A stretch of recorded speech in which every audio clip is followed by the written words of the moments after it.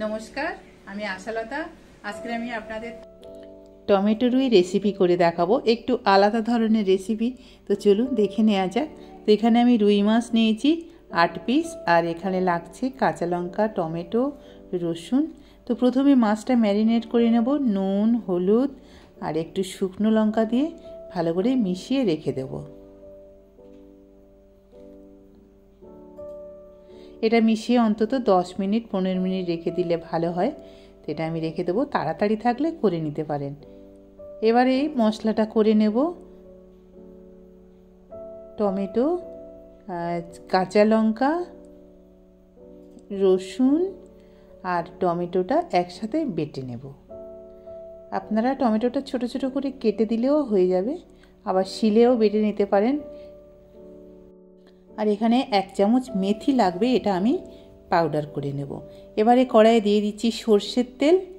সর্ষের তেলটা ভালো মতন গরম হয়ে গেলে একটু নুন দিয়ে দিচ্ছি, তাহলে কি হবে মাছগুলো অত ছিটকাবে না, আর এমনিতে কড়াতে লেগেও যাবে না মাছটা ভাজার সময়। তারপরে ম্যারিনেট করা মাছগুলো দিয়ে ভেজে নিচ্ছি। উল্টে পাল্টে ভেজে নেওয়া হয়ে গেছে মাছগুলো। এবারে মাছগুলো তুলে নিচ্ছি।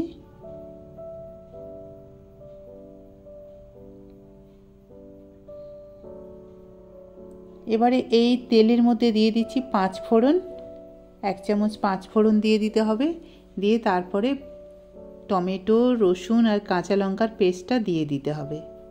দিয়ে এটা ভালো করে কষতে হবে যতক্ষণ এর থেকে তেল ছাড়ছে।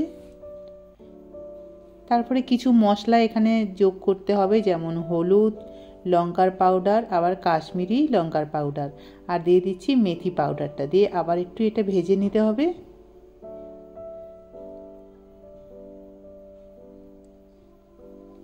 মশলাটা যাতে জ্বলে না যায়, এবারে নুন আর একটু জল দিয়ে দিলাম, মশলা ধোয়ার জল দিয়ে আবার এটা একটু ঢাকা দিয়ে ভেজে নেব। তো দেখুন এবার মশলা থেকে পুরো তেল ছেড়ে দিয়েছে। এবারে দিয়ে দিচ্ছি একটু চিনি, স্বাদ মতো চিনি, কারণ এখানে টমেটো আছে অনেকটা, সেই জন্য অল্প একটু চিনি দিয়ে দিলাম। আপনাদের যদি চিনি পছন্দ না হয় না দিলেও চলবে। এবার একটু জল দিয়ে দিলাম, মশলাটা ভাজা হয়ে গেছে। পরিমাণ মতন জল এই সময় দিয়ে দিতে হবে। দিয়ে ঢাকা দিয়ে যতক্ষণ না জলটা ফুটে উঠছে ততক্ষণ আমাদের অপেক্ষা করতে হবে। এবারে জলটা ফুটে উঠেছে, ঝোলটা। এবারে আমরা ভেজে রাখা মাছটা দিয়ে দেবো।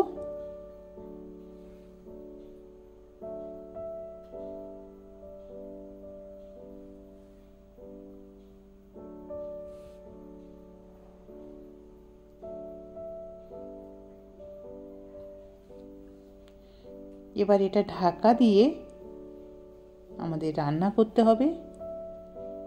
5 থেকে 7 মিনিট রান্না করলে এটা হয়ে যাবে। এবার একবার উল্টে দেব, তাহলে দুপিঠে খুব ভালো করে নুন আর মশলাটা ঢুকে যাবে। সেই জন্য আরেকবার উল্টে দিয়ে আবার একটু ঢাকা দিয়ে রান্না করতে হবে।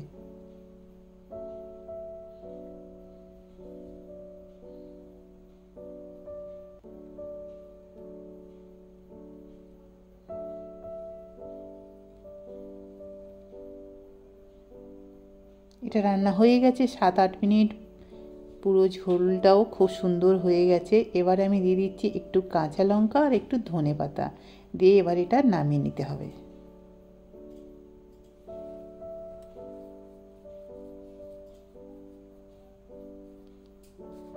এবারে গ্যাসটা বন্ধ করে দিলাম।